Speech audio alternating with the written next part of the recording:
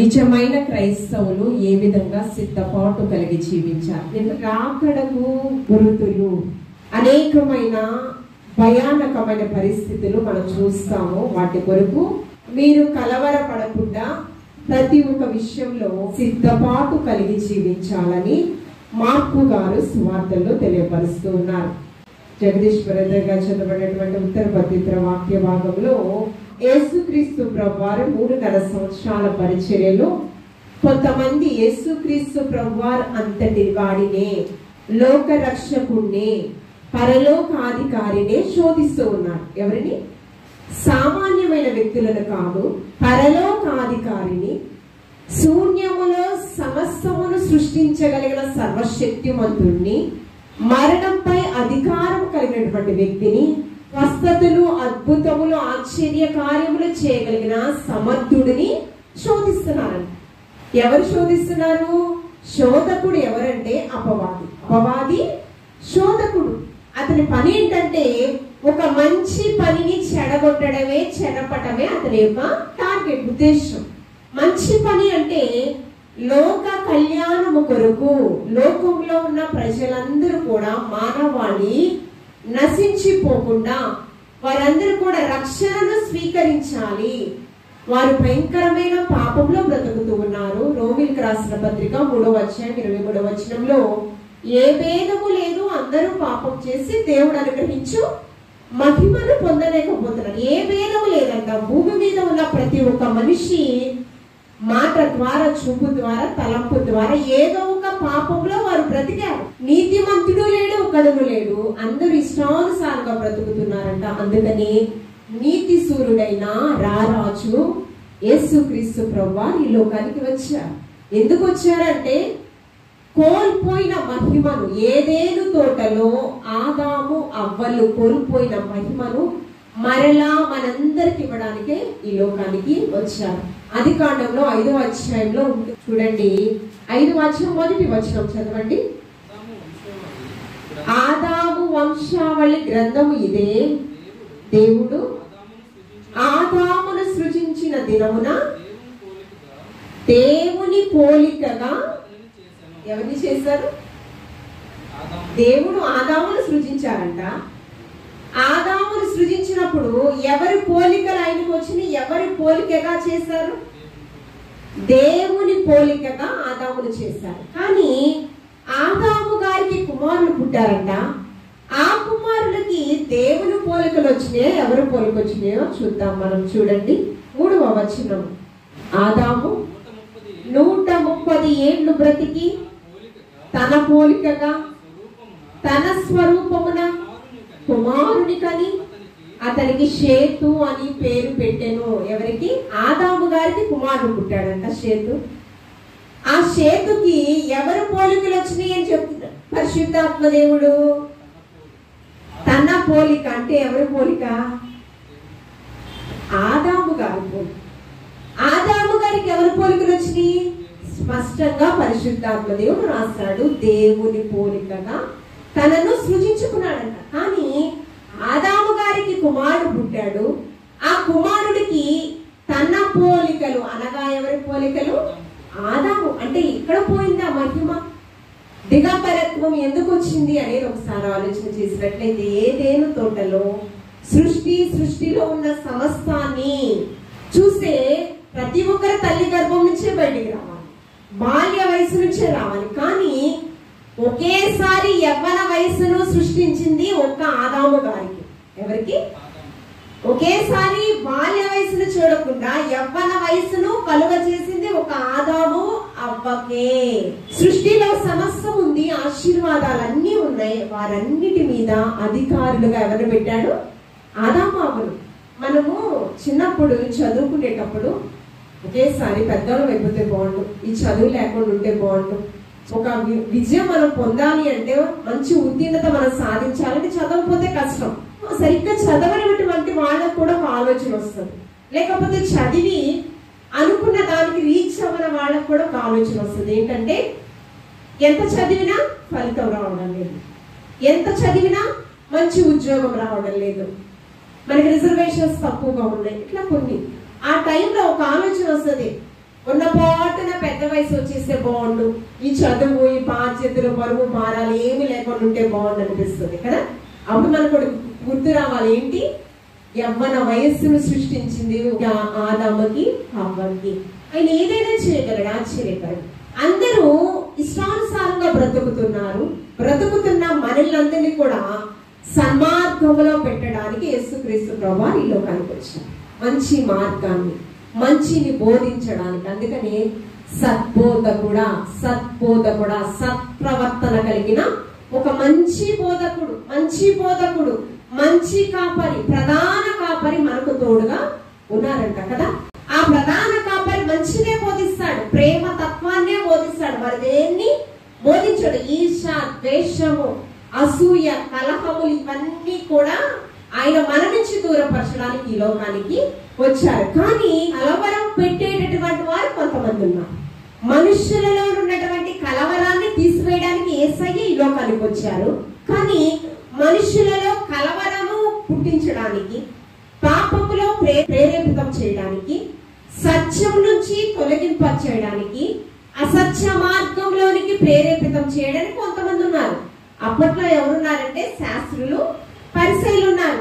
వారిని బట్టంట చాలా జాగ్రత్తగా ఉండాలంట. చాలా మన జీవితాన్ని జాగ్రత్తగా కాపాడుకోవాలి.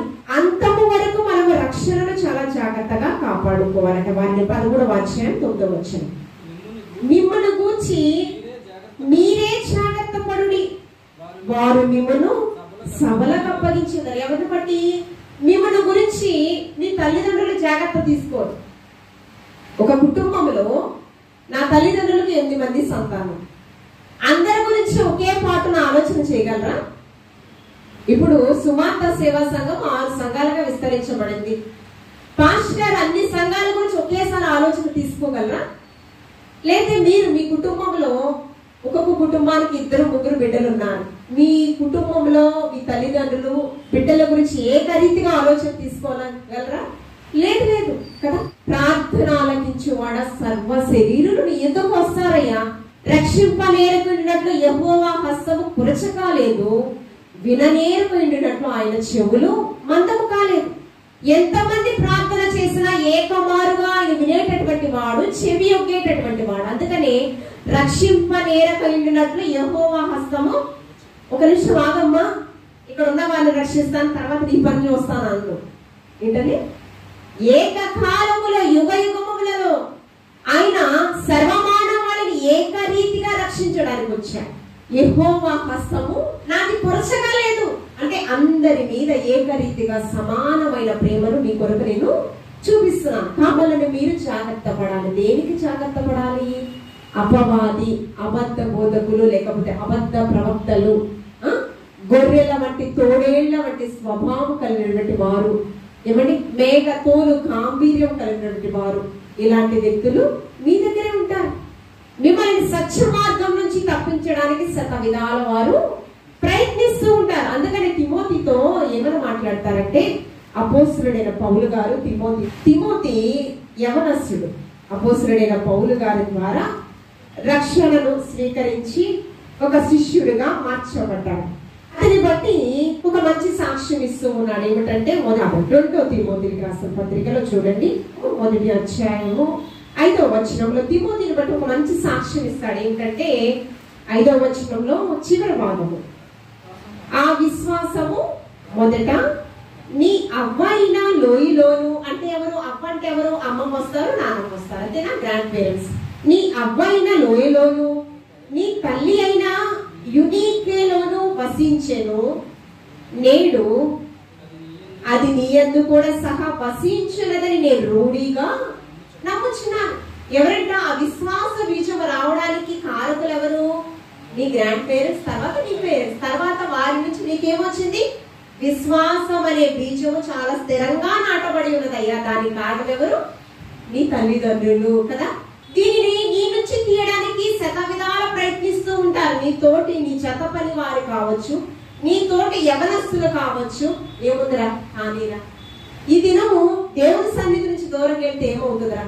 ప్రతి వారం వెళ్తున్నావు కదా దేవుని సన్నిధికి, ఏ అప్పేముంది? దేవుని సన్నిధి నుంచి దూరపరచడానికి చిన్న చిన్న మాటలే చెప్పొచ్చు. అవ్వను సర్పం మోసం చేసింది. ఏంటి? నువ్వు దేవదూతల కంటే దేవుని కంటే గొప్ప వ్యక్తిగా నువ్వు అవుతా ఉన్నప్పుడు, అవునా ఇది నిజమా అని ఆ మాటలు, కుయుక్తి మాటలకు ప్రేరేపితమైందంట. మొదటే హవ్వ, తర్వాత ఆదాము గారు. ఆలోచనలను ప్రేరేపిస్తూ ఉంటుంది అపవాది. అంటే కొంతమంది అపవాది అనుచరులు కూడా, అపవాది ఎవరిలోకి వెళ్ళదండి, మనుషుల్లోకే వెళ్ళి తన పని తను చేయించేసుకుంటుంది. ప్రారంభంలో నీ విశ్వాసం చాలా స్థిరంగా ఉందయ్యా, కానీ ఈ విశ్వాసం నుంచి నిన్ను తప్పించడానికి నీ తోటి యవ్వన బిడ్డలే నీకు సహాయకారులుగా ఉండొచ్చు. అపవాది సంబంధాలుగా నిన్ను మార్చుటకు చాలా పలు విధాలుగా ప్రయత్నించవచ్చు. కానీ నిన్ను బట్టి ఎవరు నిన్ను తృణీకరించకూడదు. తిమోతికి రాసిన మొదటి పత్రిక చూద్దాము. చూడండి, 4వ అధ్యాయం 11-12 వచనాలలో, ఈ సంగతులను ఆజ్ఞాపించి బోధించము. నీ యవ్వను బట్టి ఎవడు నిన్ను తృణీకరింపనీయకము, కానీ మాటలలోను, ప్రవర్తనలలోను, ప్రేమలోను, విశ్వాసములోను, పవిత్రతలోను విశ్వాసులందరికీ నీవు మాదిరిగా ఉండాలి. ఇక్కడ బాప్తిసం తీసుకుని ఎవరెవరు ఉన్నారు? మీరేంటి? రక్షణ, క్రీస్తుని నా సొంత రక్షకుడిగా మీరు అంగీకరించారు. స్వీకరించిన మీరే అపవాదికి కావాలి. పరిపూర్ణంగా సమర్పించుకున్న వారే బాప్తిస్మములో మన పాత జీవితం సమాధి చేసి ఒక క్రొత్త జీవితము కాగా, ఎవడైనను క్రీస్తునందున్న ఎడల వాడు నూతన సృష్టి. పాతవి గతించిన, అంటే పాత జీవితము గతించి గత పాపాలన్నీ క్షమించి ఒక క్రొత్త జీవితము, రూపాంతరం అనుభూతిలోనికి మీరు మార్చబడ్డారు. ఇప్పుడు అపవాదికి వీరు అవసరం లేదు, మీరే కావాలి. ఎందుకంటే క్రీస్తుని సొంత రక్షకునిగా మీరు అంగీకరించారు కనుక కదా. కాబట్టి మిమ్మల్ని అపవాది టార్గెట్ చేస్తూ ఉంటది. ఎవరితో? నీ స్నేహితులతో కావచ్చు, నువ్వు ఉద్యోగం చేసేటటువంటి అధికారుల చేత కావచ్చు, పలు విధాలుగా ప్రేరేపితం. కానీ ఆ యవ్వనాన్ని బట్టి ఎవరు నిన్ను తృణీకరించకూడదయ్యా. మాటలోను, ప్రవర్తనలోను, విశ్వాసతలోను, పరిశుద్ధలలోను నీవు మాదిరికరంగా, ఎవరికి మాదిరిగా ఉండాలి? ఎవరైతే బాప్తిస్మం తీసుకోలేదో వారికి మీరు, విశ్వాసులకు మీరు ఎలా ఉండాలంట? మాదిరిగా ఉండాలి. ఎన్ని చేసిన దేవుని సన్నిధికి వారు దూరంగా రారు. మంచి మాటల కంటే దుర్వార్తలు చాలా త్వరగా హృదయంలోకి వెళ్తాయి. ఏ మాట? మన మనసును మోసపరిచేటటువంటి మాటలు హృదయంలోకి చాలా త్వరగా మన మనసును ప్రభావితం చేస్తూ ఉంటాయి. ఆ మనసును ప్రభావితం చేయకుండా మనం ఏం చేయాలి? సర్వాంగ కవచమైన వాక్యములు చాలా జాగ్రత్తగా, ఇక్కడ ప్రవర్తన అన్ని విషయంలో నీవు జాగ్రత్తగా ఉండాలి. అంతేకాకుండా చదవబడినటువంటి లేఖ భాగంలో మిమ్మల్ని గురించి మీరే జాగ్రత్త వహించాలి. మీ రక్షణ నుంచి ఎవరైనా తప్పించవచ్చు. పెద్ద భాష ఎప్పుడు ఒక వాక్యం చెప్తారు. ఏదో మీరు అనుకుంటావేమో నా తల్లిదండ్రులు జీన్స్ అట్లా కాదు. ఒక్కొక్కళ్ళు ఒక్కొక్క వ్యక్తిత్వం ఉంటుంది. ఆ వ్యక్తిగత జీవితాన్ని బట్టి ఎవరి క్రియలకు తగిన ఫలితము దేవాది దేవుడు వారికి ఇస్తాడు. ఈ వ్యక్తిగత సాక్ష్యము చాలా ప్రాముఖ్యమైనది. దీన్ని చాలా జాగ్రత్తగా మనము కాపాడుకోవాలి. బైబిల్ చదువుకుంటున్నాం, ప్రార్థన చేస్తున్నాం, కానీ నువ్వు అబద్ధాలు ఆడుతున్నావురా అని ఎవరు నిన్ను గురించి విమర్శించకూడదు. అలాగా మన జీవితం ఉండకూడదని దేవదేవుడు ఆశపడుచున్నాడు. యేసుక్రీస్తు ప్రభువారు మొదటిగా ఈ లోకానికి వచ్చారు. దేవుడు ఈ లోకమును ఎంతగానో ప్రేమించాడు. ఎంతగా ప్రేమించాడంటే అవధులు లేని ప్రేమ చూపించాడు. అవధులు లేని ప్రేమ సిలువలో చూపించాడు కదా, ప్రాక్టికల్ గా చూపించారు. తల్లిదండ్రులు అమ్మా నీ పట్ల ఎంత ప్రేమ ఉంది, నా పట్ల ఎంత ప్రేమ ఉందంటే కొన్ని ప్రాక్టికల్ గా చూపిస్తారు. ఎలా చూపించగలరు? మంచి భోజనము, మంచి వస్త్రములు మీకు ఇవ్వగలరు, మంచి గృహం మీకు ఇవ్వగలరు. ఇంకా చెప్పాలి అంటే BMW కారు కొనివ్వగలరేమో, కానీ ప్రాణాలు ఇస్తారా నీ గురించి? నువ్వు చేసిన మిస్టేక్స్ ను బట్టి వాళ్ళు చనిపోతారా? లేదండి. ఈ లోకంలో ఉన్న ప్రతి ఒక్క మానవుని కొరకు ఆయన రక్తాన్ని చిందించాలి. ఎందుకంటే మనల్లందరూ ఒకే రీజన్. ఆ రీజన్ ఏంటో తెలుసా? మనల్లందరినీ ఆయన అమితంగా ప్రేమించాడు కనుకని ప్రాక్టికల్ గా ఆ లవ్ ని మనకి ప్రజెంట్ చేశాడు. దేవుడు లోకముని ఎంతగానో ప్రేమించాడు. ఎంతగా ప్రేమించాడంటే ప్రాణం పెట్టే అంత ప్రేమ మన కొరకు ఆయన చూపించాడు కదా. అక్కడలో కొన్ని జరుగుతూ ఉంటాయి సూచక క్రియలు. ఆ జరిగినప్పుడు మిమ్మల్ని మీరు చాలా జాగ్రత్తగా కాపాడుకోవాలి. ఎలా కాపాడుకోవాలంటే ఒకసారి మనం చూద్దాము. ఒకసారి ఈ యొక్క శాస్త్రులు పరిసయ్యులు అనేటటువంటి వారు దేవాలయం గురించి, దాని యొక్క కట్టడి గురించి మనం మాట్లాడుకుంటూ ఉన్నాం. యెరూషలేము దేవాలయము జ్ఞాని సొలొమోను గారి చేత నిర్మించబడింది కదా. అయితే ఇక్కడ శాస్త్రులు పరిచయులు ఈ మందిరం గురించి మాట్లాడుకుంటూ ఉన్నారు. యెరూషలేము మందిరం గురించి మాట్లాడుకుంటూ ఉన్నప్పుడు, ఈ కట్టడి గురించి మాట్లాడుతూ ఉన్నప్పుడు చూడండి, మొదటి వచనం నుంచి, బోధకుడా ఈ రాళ్లే లాంటివో, ఈ కట్టడములు ఏలాంటివో చూడమని ఆయనతో అనేను. అందుకు యేసు, ఈ గొప్ప కట్టడములను చూచుచున్నామే, రాతి మీదే రాయి ఒకటైనను ఇక్కడ నిలిచి ఉండకుండా పడద్రోయబడినని అతనితో చెప్పాను. మనం ఎంతగా చాలా స్ట్రాంగ్ గా మంచి పిల్లర్స్ తో మనం నిర్మించినా కూడా, పునాదులు చాలా స్ట్రాంగ్ గా ఉన్నా కూడా ఒక 100 సంవత్సరాల తర్వాత అది ఉంటుందో లేదో ఆ గృహం తెలియదు. సపోజ్ పెద్ద పాస్టర్ గారు గృహం నిర్మించి రమారవి, మొన్న పాస్టర్ గారు చెప్తున్నారు సాత్విక్ బాబుతో 25 సంవత్సరాలు అయిందంట. 25 సంవత్సరాలు తర్వాత దానికి ఎన్ని సంవత్సరాలు మనం గ్యారెంటీ ఇవ్వగలరు? 100 సంవత్సరాల 100 సంవత్సరాల తర్వాత ఆ ప్లేస్ ను మళ్ళీ తీసి మళ్ళీ గృహం నిర్మించాల్సిందే, ఖచ్చితంగా నిర్మించాల్సిందే కదా. కాబట్టి ఈ లోకంలో మనం ఎంత స్ట్రాంగ్ గా పునాదులతో ఒక బిల్డింగ్ ని నిర్మించినా దానికి మీరు గ్యారెంటీ ఇవ్వలేరు. అందుకనే శిథిలమైన గృహాలు, ఈ గృహాలు శిథిలమైపోతాయి.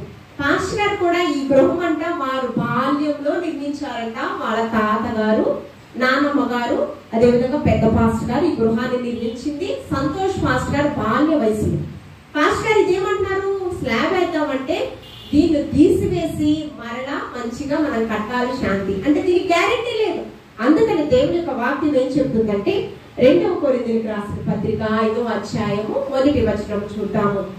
భూమి మీద మన గుడారమైన ఈ నివాసము శిథిలమైపోవును. ఏంటి ఇందాక మీకు ఏం చెప్పాను, మాస్టర్ గారు వాళ్ళు ఎంత స్ట్రాంగ్ గా కట్టినా 100 సంవత్సరాలు దాని గ్యారెంటీ ఇవ్వలేకపోతున్నారు, శిథిలం అయిపోతాయి. అంటే ఏంటి, భూమి మీద ఈ నివాస గృహములు శిథిలమైపోవును. తర్వాత చేతి పని కాక దేవుని చేత కట్టబడినది నిత్యమైనది అయిన నివాసము పరలోకమందు మనకున్నదని ఎరుగుదుము. ఏంటి, మీరు ఎంత స్ట్రాంగ్ గా శక్తికి మించిన కొలది ప్రయాసపడి ఈ గృహాలు నిర్మించినా అది ఎప్పుడు కూలిపోతాయో మీకు తెలియదు. దానికి ఎన్ని సంవత్సరాల గ్యారెంటీ మీరు ఇవ్వలేరు కదా.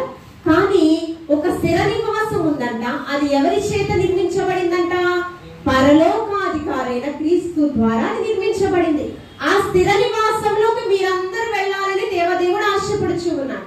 ఇప్పుడు సహోదరులు ఏం చెప్పారు, నాకు ఇవ్వాలని ఉంది, అన్ని ఇచ్చాడు దేవుడు, ఇదొకటే ఉంది అంటున్నాడు కదా.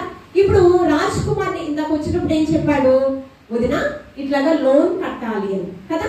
మాకు కూడా ఈఎంఐ చాలా కట్టాలి. దేనికి, కేవలము దేవుని సేవ కొరకే. మేము ఎప్పుడు ఆర్భాటంగా అలా బ్రతికే మనుషులం కాదు, ఉన్నది ఉన్నట్టు దేవుని యొక్క పరిచర్యకు మేము ఇచ్చేస్తున్నాము. అయితే దాంట్లో చాలా కష్టాలు, బిడ్డలు చదివించడంలోనేమో చాలా కష్టాలు కదా. మేము కూడా కట్టాలి చాలా కదా. అంటే ఒక కుటుంబంలో లేని, ఒక కుటుంబంలో సమృద్ధి ఉండదు, ఒక కుటుంబంలో అన్ని ఉన్నా శాంతి సమాధానం ఉండదు, ఏదో ఒక కొరత. ఒక మనిషిని కట్టి నీకు ఏదైనా కష్టం ఉందా అని అడిగితే, కష్టం లేని మనిషి, చింత లేని మనిషి, చింత లేని గృహము నేటి దినాలలో లేనే లేదు. ఏదో ఒక కష్టం చెప్తారు, ఆరోగ్యపరంగా కావచ్చు, ఏమండి ఆర్థిక పరమైన సమస్యలు కావచ్చు, లేకపోతే ఉద్యోగపరమైన సమస్యలు కావచ్చు, ఏదో ఒక సమస్య కదా.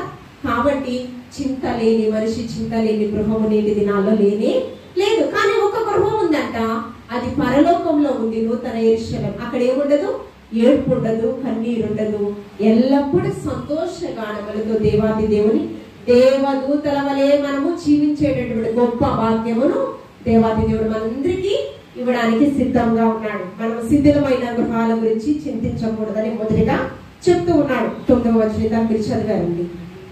మిమ్మల్ని గురించి మీరే జాగ్రత్త పడుడి, వారు మిమ్మల్ని సభలకు అప్పగించెదరు, మిమ్మల్ని సమాజ మందిరములో కొట్టించెదరు, మీరు వారికి సాక్షార్థమై అధిపతుల ఎదుటను రాజుల ఎదుటను నా నిమిత్తము నిలువబడినారు. ఎలాగంట, మీరు నిస్వార్థంగా సేవ చేసినప్పటికీ మీకు కష్టాలు వస్తాయి. అందుకని ఆయన కొండ మీద ప్రసంగంలో ఒకటి చెప్పారు. అంటే కొండ మీద ప్రసంగము మత్తయి సువార్త 5వ అధ్యాయం, మత్తయి సువార్త 5వ అధ్యాయం 10వ వచనం నుంచి 12వ వచనం వరకు స్పీడ్గా చదవండి.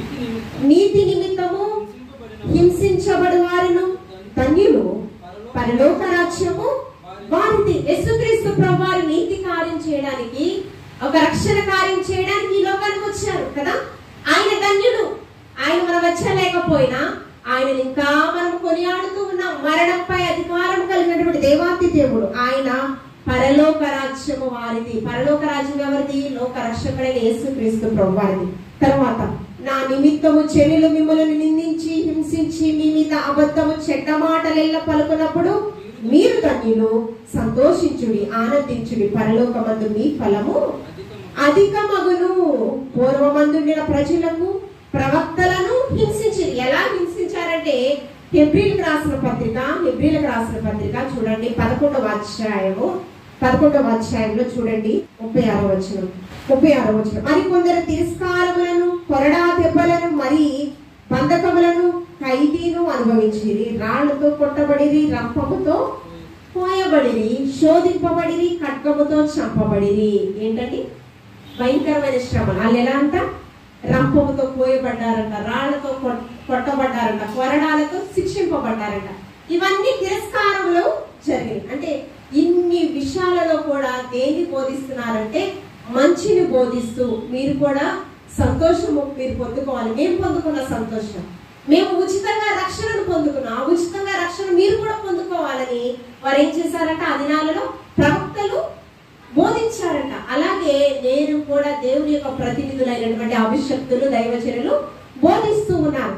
అంతేకాకుండా చదువుకున్నటువంటి లేఖన భాగంలో క్రీస్తుని రక్షణ స్వీకరించిన మనకి కూడా శ్రమలు వస్తాయి, కానీ అంతము వరకు మనము సహించాలంట. ఎప్పుడు చూడండి 13వ వచనము, నా నామము నిమిత్తం అందరి చేత మీరు ద్వేషింపబడుదురు, అంతము వరకు సహించిన వాడే రక్షణ పొందు. అంతము వరకు ఈ రక్షణ ఉచితంగానే పొందుకున్నాం, కానీ పరలోకానికి వెళ్ళాలంటే అది సామాన్యమైన విషయం కాదండి. ఒక జీవనోపాధి కొరకు ఉద్యోగం చేస్తున్నాం. ఇందాక నువ్వు ఉద్యోగం చేస్తున్నావు నాన్న, దేంట్లో వర్క్ చేస్తున్నావు అంటే జాబ్ చేస్తున్నావు బ్యాంక్ లో.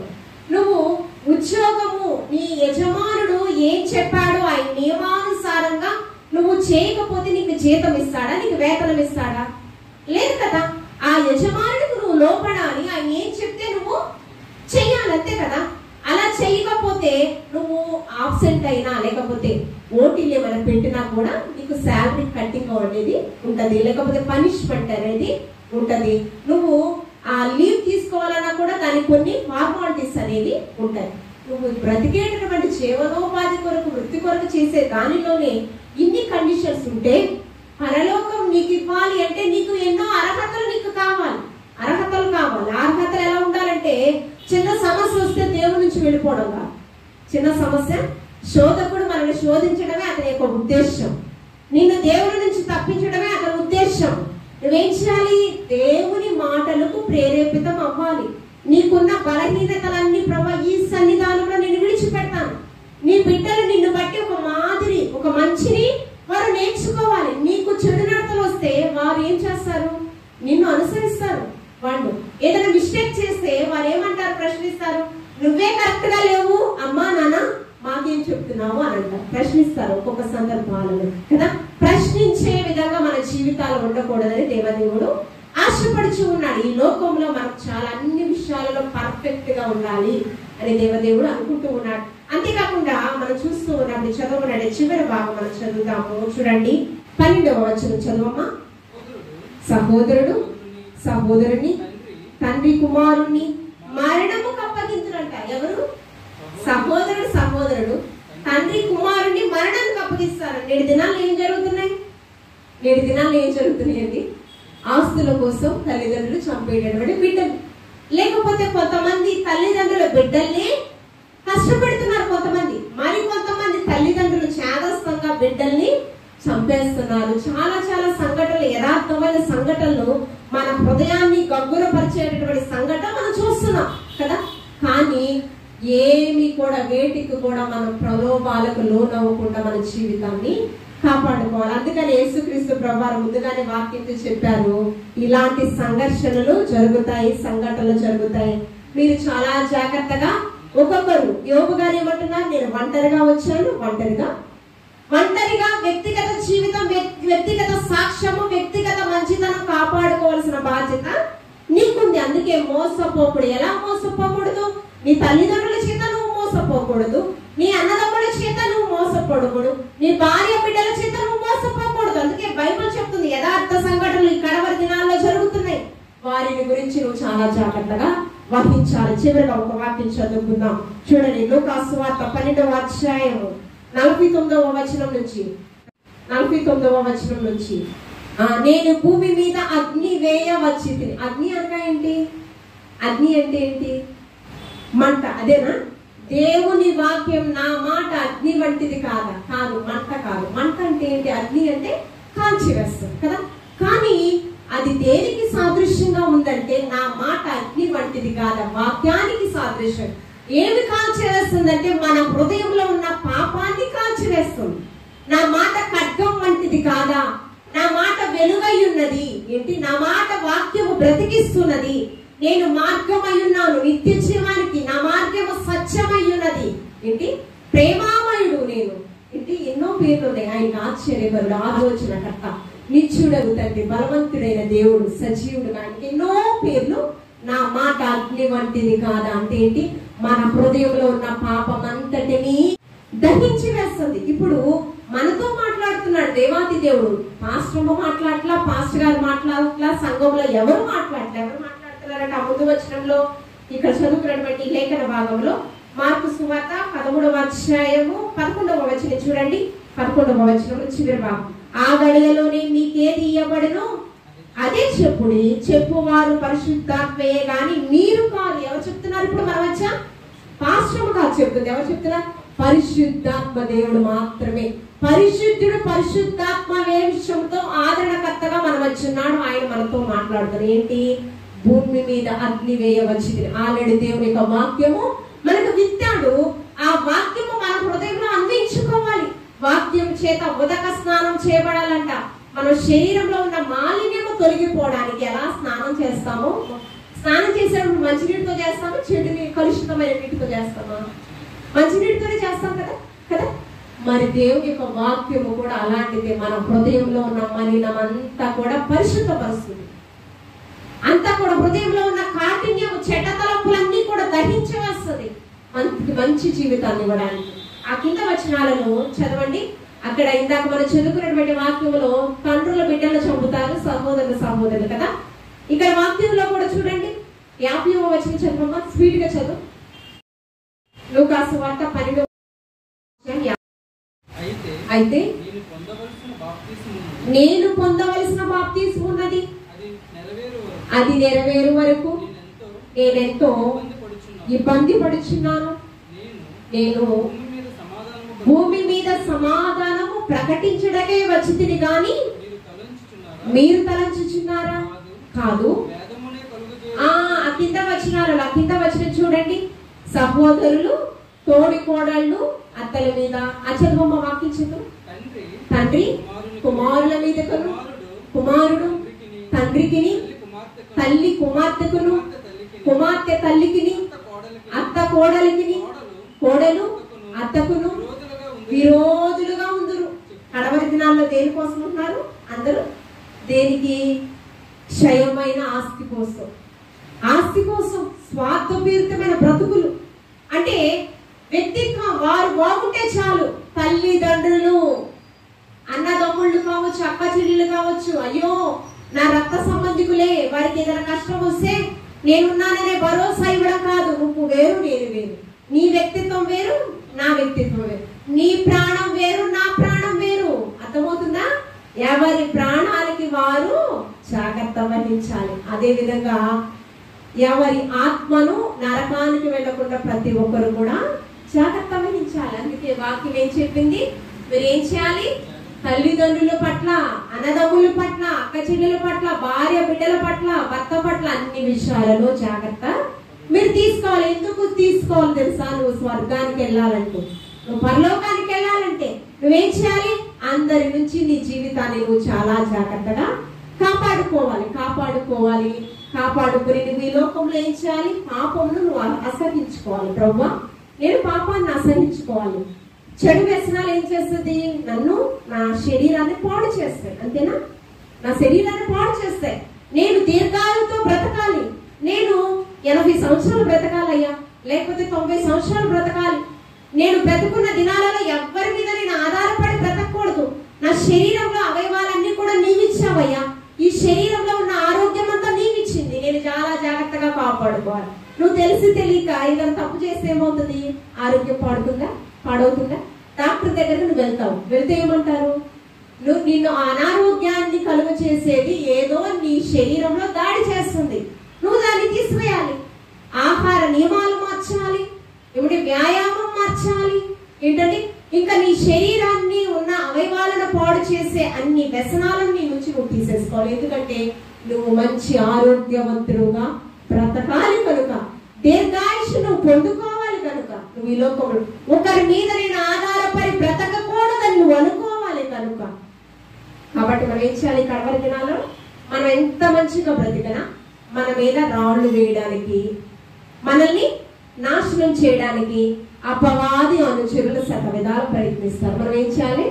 చాలా జాగ్రత్తగా నీ వ్యక్తిగత జీవితం, వ్యక్తిగత రక్షణ, వ్యక్తిగత సాక్ష్యము, నీ ఆరోగ్యము, నీ ప్రాణము, ఆత్మ అన్ని ఎవరి ఆధీనంలో ఉండాలి? త్రియేక దేవుని ఆధీనంలో నువ్వు ఉంటే, యేసయ్య అడుగుజాడలో నువ్వు ఉంటే ఖచ్చితంగా నీకు క్రొత్త జీవితం ఇస్తాడు. నేను చూసి అనేక మంది, అరే ఎంత బాగా మారిపోయావురా, నువ్వు ఇంత మార్పు ఎలా వచ్చిందిరా, ఇలాంటి మంచి సాక్ష్యము వాళ్ళు పొందుకోవాలి. ఖచ్చితంగా అలా పొందుకుంటే నువ్వు మోక్ష మార్గంలో పరలోకానికి వెళ్తావు. అనేకమైన ఎవరి బిడ్డలు నీ నుంచి నాకు జగదీష్ మంచి సలహా నాకేమైనా ఇవ్వవా, నాకు యవన వయసులో అనేకమైన మార్పు నాలో వస్తున్నాయి జగదీష్, నేను ఏం చేయాలి అనేకులు నిన్ను అడుగుతారు. అలా అడిగే విధముగా ఆలోచనకర్తలు అనేకులు ఆశీర్వాదకరం అంట, రక్షణకరం అంట. ఆలోచనకర్తలు లేకపోతే, దేవోక్తి లేకపోతే జనులు కట్టు లేక తిరుగుతారు, ఇష్టానుసారంగా బ్రతుకుతారు. మనకు అందుకే పరిశుద్ధ గ్రంథమైన బైబిల్ని మనకు దేవాతి దేవుడు ఎందుకు ఇచ్చాడంటే, నువ్వు మోక్షానికి చేరాలంటే ఏం చేయాలో, నీ పగవారి నుంచి నీ ప్రాణాలను క్షేమంగా నువ్వు కాపాడుకోవాలంటే నువ్వు ఎలా బ్రతకాలో అన్ని విషయాలు విపులకరంగా దేవాతి దేవుడు మనకి పొందుపరిచాడు. కాబట్టి నీ వ్యక్తిగత జీవితంలో చాలా జాగ్రత్తగా కాపాడుకోవాలి. నీవు మంచిగా నమ్మకమైన మంచి కుమారుడు అనే సాక్ష్యం నీవు పొందుకుంటే నీకు ఒక బహుమానం ఉంది, పరలోకం. నీకు ఒక బహుమానం ఉంది, జీవ కిరీటం. ఆ జీవ కిరీటం పొందుకునే వలసలో మీరందరూ కూడా ఉందరు కాక. దేవాది దేవుడు ఈ మాటలు మనందరికీ నీకులో బహుగా ఫలించి ఆశీర్వదించును కాక. ఆమేన్. చివరిగా కానుకలను స్వీకరిద్దాము. కానుకలను స్వీకరించి పరలోక ప్రార్థన పరలోక ప్రార్థనతో మనం ముగించుకున్నాం. త్వరగా ప్రేమామృతం నీ సన్నిధి నిత్యము నా పెన్నిధి, ప్రేమామృతం నీ సన్నిధి, నీ కృపా నన్నాదరించేనులే, భీకర తుఫాను సుడిగాలిలో నీ కృపా నన్నాదరించేనులే, భీకర తుఫాను సుడిగాలిలో కరములు చాచి నన్ను చేరదీసి పరిశుద్ధుడాని బస చేర్చినావు, కరములు చాచి నన్ను చేరదీసి పరిశుద్ధుడాని బస చేర్చినావు, ప్రేమామృతం నీ సన్నిధి నిత్యము నా పెన్నిధి, నిత్యము నా పెన్నిధి, కమ్మని వెలుగై నీవున్నావులే, చిన్న చీకటి కెరటాలలో కమ్మని వెలుగై నీవున్నావులే, చిన్న చీకటి కెరటాలలో చీకటి తెరలు ఛేదించినావు, నీతి భాస్కర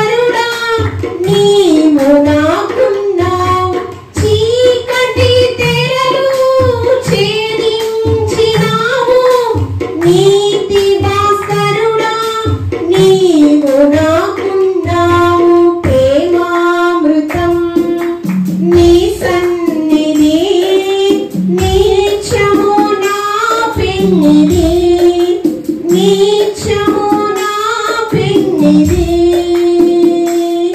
హల్లెలూయా. అందరం లేచి నిలబడి ప్రార్థన, పరలోక ప్రార్థన ఆశీర్వాదంతో మనం ముగించుకున్నాం.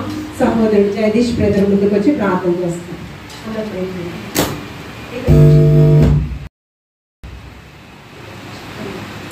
తండ్రి, కృపగల దేవ, పాపిని గొర్రె పాపని పాపులు మోసేవారినైనటువంటి నన్ను మీరు రక్షించుకున్న విధానాన్ని బట్టి మీకు వందనములు స్తోత్రములు చెల్లించుకుంటున్నాను తండ్రి. గత కాలం ముందు తండ్రి ఎంతగానో తండ్రి యేసయ్యను ఒడిదుడుకుల నుంచి కాపాడి రక్షించి మరొకసారి నూతన మాకు ఇచ్చి మమ్మల్ని మీ ఒక మందిరానికి నడిపించిన విధానాన్ని బట్టి మీకు వందనాలు స్తోత్రాలు. మీ పరలోక వర్తమానంతో నాకు మీరు మాట్లాడిన విధానాన్ని బట్టి కూడా మీకు వందనములు స్తోత్రములు చెల్లించుకుంటున్నాను. ప్రతి మాట నా హృదయాన్ని తండ్రి నెరవేర్చడానికి సహాయం దయచేయండి. నేను ఎంత జాగ్రత్తగా ఉండాలో మీరు నాతో మాట్లాడిన ప్రతి మాట తండ్రి నేను అవలంబించుకోవడానికి సహాయం దయచేయండి తండ్రి. తల్లి, తండ్రి, తన తోబుట్టువులు, ప్రతి ఒక్కరు స్నేహితులు అందరూ తండ్రి మమ్మల్ని మోసపుచ్చడానికి, కృంగదోయడానికి ఉన్నప్పుడు మీరు మాత్రమే, మీ వాక్యం మాత్రమే నన్ను వదలుస్తుందని, మీ వాక్యం మాత్రమే నన్ను కాపాడుతుందని ప్రతి మాట చెప్పిన మాట బట్టి మీకు వందనములు స్తోత్రములు చెల్లించుకుంటున్నాను. మరొకసారి తండ్రి యేసయ్య, ఆదాము ఏ విధంగా మోసపోయాడు, అబ్బాయి ఏ విధంగా మోసపోయాడు, ఆ విధంగా కాకుండా మీరు నన్ను తండ్రి యేసయ్య ఎంతగా జాగ్రత్తగా ఉండాలని మీకు మీ వాక్యం గర్భము వంటిదని నాతో మాట్లాడిన మాటను బట్టి మీకు వందనాలు. సబ్బు వంటిది మీ వాక్యం తండ్రి, దాన్ని బట్టి మీకు వందనాలు స్తోత్రాలు. నాలో ఉన్న ప్రతి మాలిన్యం కడుక్కోవాలని మీరు నాతో మాట్లాడిన ప్రతి మాటను బట్టి కూడా మీకు వందనములు స్తోత్రములు చెల్లించుకుంటాను. ప్రతి మాట నా హృదయంలో చేరి తండ్రి నా నడబడికి ఎందుకు నేను ఎంతగానో జాగ్రత్తగా ఉండాలో ప్రతి మాట మాట్లాడిన బట్టి మీకు వందనాలు స్తోత్రాలు చెల్లించుకుంటున్నాను. మరొకసారి ఇక్కడ కూడి వచ్చిన సహోదరులందరితో కూడా మీరు మాట్లాడిన ప్రతి మాటను బట్టి కూడా మీకు వందనాలు స్తోత్రాలు చెల్లించుకుంటూ మరొకసారి మీరు ఎంత జాగ్రత్తగా ఉండాలో మాట్లాడిన చెప్పబడిన మా వాక్యాన్ని బట్టి కూడా మీకు కృతజ్ఞతలు తెలియజేసుకుంటూ మరొకసారి నా పట్ల, సంఘము పట్ల, సంఘ బిడ్డల పట్ల చేసిన ప్రతి మేలు ఉపకారాలు బట్టి మీకు వందనాలు స్తోత్రాలు చెల్లించుకుంటూ ఈ చిన్న ప్రార్థన యేసు పరిశుద్ధ నామములో అడిగి వేడుకుంటున్నాను తండ్రి. ఆమేన్. పరలోకమందున మా తండ్రి, నీ నామం పరిశుద్ధపరచబడును గాక, నీ రాజ్యం మాకు వచ్చును గాక, నీ చిత్తం పరలోకమందు నెరవేర్చినట్లు భూమి యందును నెరవేరును గాక. మాకు కావలసిన ఆహారం నేడు మాకు దయచేయము, మా రుణస్థులు మేము క్షమించిన ప్రకారము మా రుణములను క్షమించు, మమ్మల్ని శోధనకి తాకీడు నుంచి తప్పించు, ఎందుకంటే రాజ్యము, బలము, మహిమ నిరంతరం నీవైనావు తండ్రి. ఆమేన్. తండ్రి, కుమార పరిశుద్ధాత్మ ప్రియకటిన రెండు దీవెనలు ఇప్పుడు ఎల్లప్పుడూ సదాకాలం ఇక్కడ ఉన్న ప్రతి ఒక్కరికి, మరి ముఖ్యంగా నూతనంగా నీ సన్నిధికి వస్తున్నటువంటి సహోదరుడు జగదీష్ బ్రదర్కి, వారి సంపూర్ణ కుటుంబంపై, ఇక్కడ ఉన్న ప్రతి ఒక్కరు వారి వారి కుటుంబాలపై, అక్కయ్యపాలెం పట్టణంలో ఉన్న ప్రతి ఒక్కరిపై సదాకాలం నిలిచి తోడైండును కాక. ఆమేన్.